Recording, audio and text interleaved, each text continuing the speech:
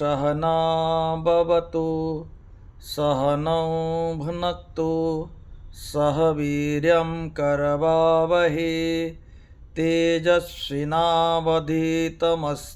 मा विद्विषावहै।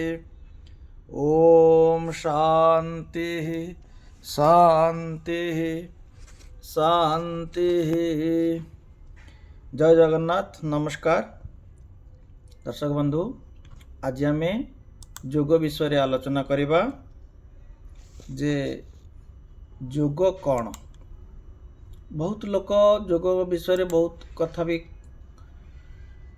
कहते बा योग विषय अनेक आध्यात्मिक अर्थ आध्यात्मिक चर्चा एवं आध्यात्मिक दृष्टिकोण समस्त योग विषय अनेक परंपरा क्रम योग विषय अनेक कथा आमको शास्त्र अनुसार हो कि महापुरुष मानकर मुनि ऋषि मानकर अनुसार हो अनेक योग विषय आम शुणीचे बा जानीचे। योग जुज धातु आसी। योगर अर्थ हूँ युक्त हवा बा संयुक्त हवा बा मिश्रण हवा। अर्थ जीवात्मा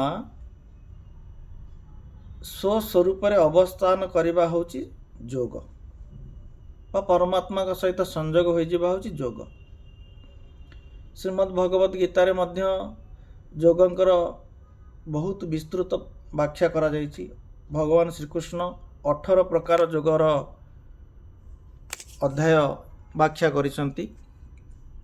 तेणु योगर प्रकार भेद असीम।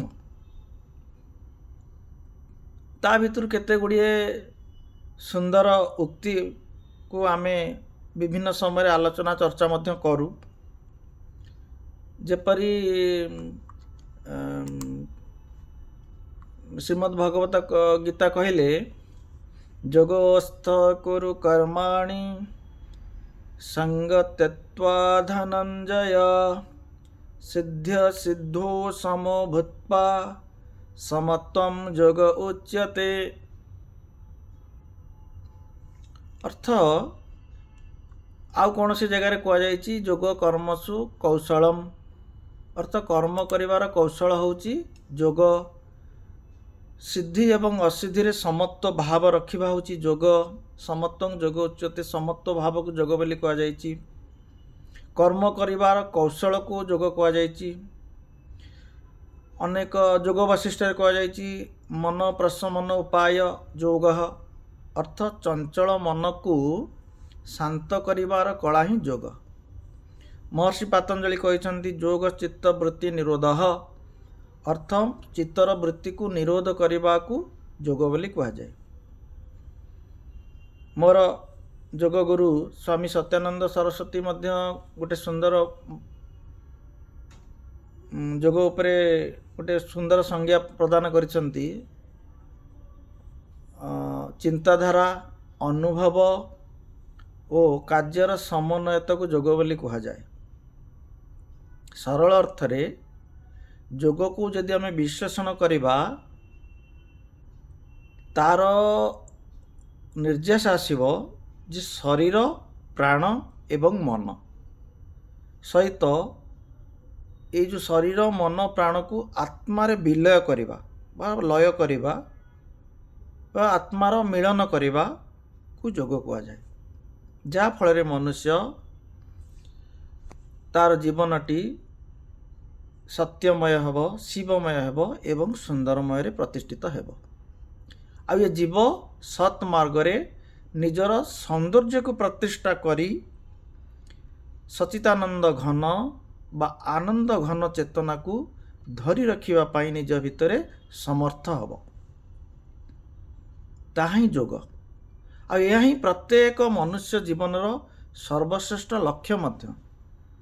कारण शरीर प्राण मन सह आत्मिक मिलन बा परमात्मा तत्व रे मिलन होगा सामर्थ्यता लाभ करवा योगर प्रकृत उद्देश्य।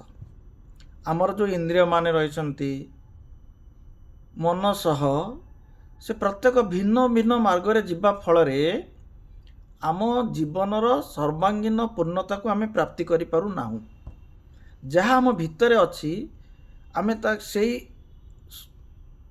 पदार्थ को बाहर खोजापी चेष्टा करूँ जहाँ फल आम भीतर अनेक भ्रम सृष्टि हुए आम एकत्व को प्राप्ति करूँ एक अभिमुखी हवा ही योग आउ ये योग मार्ग गुड़ी को भक्ति मार्ग ज्ञान मार्ग कर्म मार्ग राजयोग मार्ग हठ योग मार्ग विभिन्न प्रकार मार्ग रे महापुरुष माने भिन्न भिन्न दर्शन मध्य देइछन्ति किंतु मनुष्य जीवनर लक्ष्य हला योग साधना माध्यम रे आत्मज्ञान लाभ करी ये दिव्य जीवन को विमुक्त करिबा मुक्त करिबा ए होची जोगर बा स्वरे प्रतिष्ठित हवा ए होची जोगर मुख्य लक्ष्य। तेणु संसार रे समाज रे अनेक प्रकार मनुष्य रहउचंती अनेक मनोवृत्तिर मनुष्य मध्य रहिचंती किंतु प्रत्येक मनुष्य को योग करने को दिने ना दिने ही पड़िबो। तेणु योग संबंध में अनेक लोकंकर भ्रांत धारणा मध्य रही अनेक लोक योग को किंबित किंबाकार भाव में मध्य कहती योग होची घर द्वार छाड़ी बण जंगल रे रहिबा विद्या बा बाबाजी हेकी बुलिबा विद्या मुंड तल को गोड़ उपरू करिकी भोज विद्या करिवार व्यायाम विद्या अनेक लोक जानती तंत्र मंत्र अभ्यास करिवार विद्या बोली योग को जानती क्रीड़ा कौशल प्रदर्शन करवा बोली अनेक लोकंकर धारणा रही वस्तुतः योग गोटे वर्तमान रोग करिवार माध्यम हो जाइछि किंतु वास्तविक योग रोग करिवार माध्यम नुहे किंतु योग कले मनुष्य निरोग हुए कारण योग हूँ गोटे आत्मविवर्तनर प्रक्रिया स्थूलरू सूक्ष्म को बाह्यरू अंतर्मुखी हवाकू आत्म उपलब्धि रे स्थित हवापाई प्रतिष्ठित हवापाई योग होची गोटे सुंदर माध्यम कारण एथिरे शरीर प्राण मन सहित आध्यात्मिक उत्थान हबार गोटे प्रक्रिया सेतिपाई शारीरिक श्रृंखला पाई आमको जम नियम आसन प्राणायाम प्रत्याहार धारणा ध्यान समाधि ये जो 8टी अंग जोगर रहिले याकू अष्टांग जोग बोली कहा जाए। तेणु श्रृंखला सहित जीवन निर्वाह करवा अनुशासित होई जीवन निर्वाह करवा होची योग्यर मुख्य लक्ष्य किंतु योग करने पूर्वर आमको अनेक कथा को जानवा को पड़िबो बा ज्ञान को जानवा को पड़िबो आम शरीर रे अनेक कथा बा अनेक ज्ञान रहिले आपण को योग मार्ग रे सहायक हबो। जेमिति जड़े योगी को नवचक्रम जलाधारम त्रैलक्ष्यं व्याम पंचकम सुदेहो जो न जानाति सजोगी नाम धारक। जोगेश्वर शास्त्र कहती जे निज शरीर रे नवचक्र 16 आधार त्रिलक्ष्य एवं 5 प्रकार व्याम पंचम 5 प्रकार आकाश जो व्यक्ति यही ज्ञान विषय अवगत नुहंती से व्यक्ति केवल संसार रे नामधारी योगी अर्थात से जोग तत्व किसी ज्ञात नुहंती। नवचक्र कौन ना शरीर रे 9टी शक्ति पुंज प्रथम हला मूलाधार चक्र द्वितीय हला स्वादिष्ठान चक्र तृतीय हला मणिपुर चक्र चतुर्थ हला अनाहत चक्र पंचम हला विशुद्ध चक्र षष्ठ हला आज्ञा चक्र समस्त 6टी चक्र षड़ चक्र बोली जानती किंतु ऊपर स्तर उच्च स्तर साधक माने आउ 3टी चक्र कहती ता होची सप्तम हला लड़ना चक्र आ अष्टम हेले गुरु चक्र आ नवम हेले सहस्रार चक्र। तेणु यही जो नवधारंग आकु 9टा आधार बोली शरीर 9टी शक्तिपुंज कथा एठी कह जाइछि। नवचक्रम 16 आधारम 16 आधार कौन 16टा शरीर 16टा आधार कौन ना पाद अंगुटी च गुल्फौ च पायुमूलं तथा पश्चात् देहमध्यश्च मेढकं नाभिश्चहृदयं गार्गीकण्ठकुपस्थैव च ताळुमूलं च नासायं मूलं चक्षणश्च मण्डले भूमध्यं ललाटं च मूर्धं च मुनिपुङ्गवे। जोगी जांगवळଙ୍କ ଅନୁସାରେ ଶରୀରର 16ଟା ଆଧାର ବିଷୟରେ ବି ଯୋଗୀର ଜ୍ଞାନ ରହିବା ଦରକାର। ପ୍ରଥମ କ'ଣ? ପ୍ରଥମ ହେଲା ପାଦ ଆଙ୍ଗୁଠଶ୍ଚ, ଅର୍ଥ ଦକ୍ଷିଣର ପାଦର ବୁଢ଼ା ଆଙ୍ଗୁଠି ବା ଆଙ୍ଗୁଠି। ଦ୍ୱିତୀୟ ହେଲା ପାଦର ଗୁଳ୍ଫ। ତୃତୀୟ ହେଲା ମଳଦ୍ୱାର ବା ଗୁହ୍ୟ ଦେଶ। ଚତୁର୍ଥ ହେଲା ଲିଙ୍ଗର ମୂଳ ଭାଗ।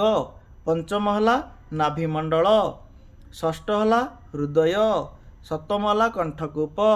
ଅଷ୍ଟମ ହେଲା ଜିହ୍ୱାଗ୍ର। ନବମ ହେଲା ଦନ୍ତ ଆଧାର। ଦଶମ ହେଲା ତାଳୁର ମୂଳ। ଆଉ ଏକାଦଶ ହେଲା ନାସାର ଅଗ୍ରଭାଗ। ଦ୍ୱାଦଶ ହେଲା ଭ୍ରୁମଧ୍ୟ। ତ୍ରୟୋଦଶ ହେଲା ନେତ୍ରଧାର।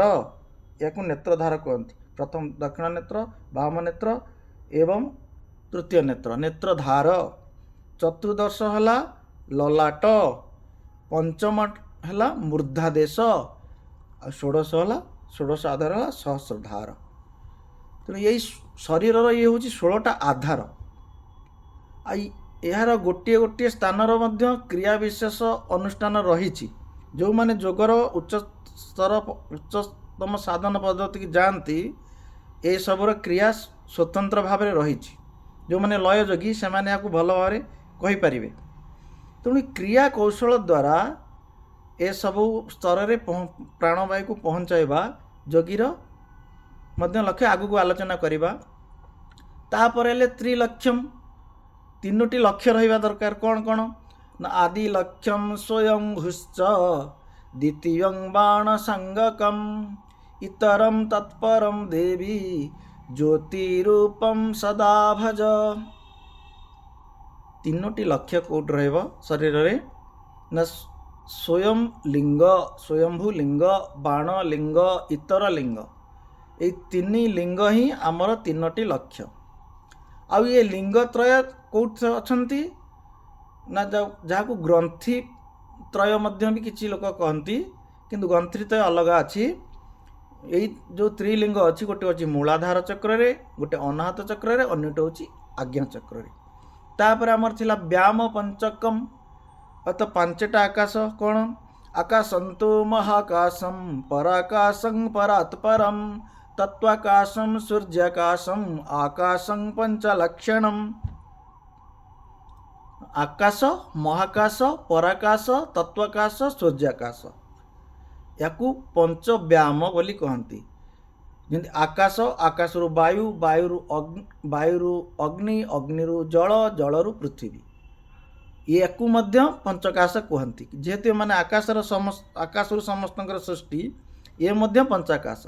ଏଇ ପଞ୍ଚ ଆକାଶର ବାସସ୍ଥାନ ହେଉଛି ଆମର ଶରୀର। ତା ମଧ୍ୟ ଆଗକୁ ବିସ୍ତୃତ ଭାବରେ ଆଲୋଚନା କରିବା। ତାପରେ ଆସିଲେ ଗ୍ରନ୍ଥିତ୍ରୟ। ଗ୍ରନ୍ଥିତ୍ରୟ କହିଲେ ବ୍ରହ୍ମଗ୍ରନ୍ଥି, ଯାହା ମଣିପୁର ଚକ୍ର ନାଭିରେ, ବିଷ୍ଣୁ ଗ୍ରନ୍ଥି, ଯାହା ଅନାହତ ଚକ୍ର ହୃଦୟରେ, ଏବଂ ରୁଦ୍ର ଗ୍ରନ୍ଥି, ଯାହା ଆଜ୍ଞା ଚକ୍ର କଣ୍ଠରେ ଅଭିହିତ। ତାପରେ ଆସିଲେ ଶକ୍ତିତ୍ରୟ। ଊର୍ଦ୍ଧ୍ୱ ଶକ୍ତି ଭବତେ କଣ୍ଠଃ, ଅଧଃ ଶକ୍ତି ଭବତେ ଗୁଦଃ, ମଧ୍ୟ ଶକ୍ତି ଭବତ୍ ନାଭିଃ, ଶକ୍ତ୍ୟତୀତଂ ନିରଞ୍ଜନମ୍। ଜ୍ଞାନଶକଳତନ୍ତ୍ରର କଥା। କଣ୍ଠ ଦେଶରେ ବିଶୁଦ୍ଧ ଚକ୍ରକୁ କହନ୍ତି। କଣ୍ଠ ଚକ୍ରକୁ ଏ ହେଉଛି ଊର୍ଦ୍ଧ୍ୱ ଶକ୍ତି ସମ୍ପନ୍ନ। ଗୁହ୍ୟ ଦେଶ କହିଲେ ମୂଳାଧାର ଚକ୍ର, ତାହା ହେଉଛି ଅଧଶକ୍ତି। ଏବଂ ନାଭି ଦେଶ ହେଲା ମଣିପୁର ଚକ୍ର, ତାହା ମଧ୍ୟରେ ଶକ୍ତି ସ୍ୱୟଂ ବିରାଜିତା ଅଛନ୍ତି। ଏଗୁଡ଼ିକୁ ଆମେ ଜ୍ଞାନ ଶକ୍ତି, ଇଚ୍ଛା ଶକ୍ତି, କ୍ରିୟା ଶକ୍ତି କୁହାଯାଇଛି ଶାସ୍ତ୍ରମାନଙ୍କରେ। କିଏ ବା ଗୌରୀ, କିଏ କହୁଛନ୍ତି ବ୍ରାହ୍ମୀ, କିଏ କହୁଛନ୍ତି ବୈଷ୍ଣବୀ। ଏହି ଶକ୍ତିତ୍ରୟ ହେଉଛନ୍ତି ଓଙ୍କାର ପ୍ରଣବର ଜ୍ୟୋତି ସ୍ୱରୂପ। ତେଣୁ ଇଚ୍ଛା କ୍ରିୟମ୍ ତଥା ଜ୍ଞାନମ୍ ଗୌରୀ ବ୍ରାହ୍ମୀ ଚ ବୈଷ୍ଣବୀ ତ୍ରିଧା ଶକ୍ତି ସ୍ଥିତା ଲୋକେ ତତଃପରମ୍ ଜ୍ୟୋତିରୋମତି। ତେଣୁ ମୂଳ ପ୍ରକୃତି ହେଉଛି ତିନି ଭାବରେ ସତ୍ଵ ରଜ ଏବଂ ତମଗୁଣ। ଏହି ତ୍ରିଗୁଣ ଭେଦରେ ବିଭକ୍ତ ହୋଇ ସୃଷ୍ଟିର କାର୍ଯ୍ୟକୁ ସମ୍ପାଦନ କରନ୍ତି। ତେଣୁ ଜଣେ ଯୋଗୀ